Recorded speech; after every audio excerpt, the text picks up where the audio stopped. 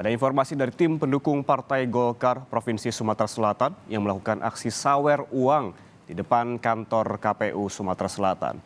Meski dilakukan secara internal, aksi ini disayangkan pihak KPU Sumatera Selatan.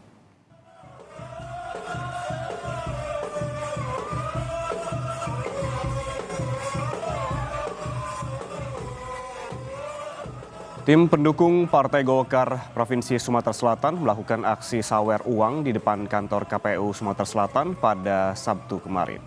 Aksi ini berlangsung seusai pengurus Golkar Sumsel mendaftarkan bakal calon anggota legislatif pemilu 2024. Menanggapi aksi sawer tersebut, KPU Sumsel meminta setiap parpol untuk menjaga KPU.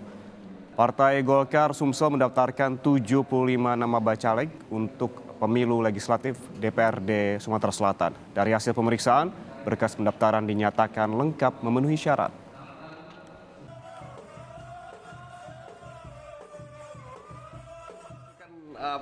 Kami tidak bisa menyikapi itu ya, karena apalagi di internal sesama mereka ya tentu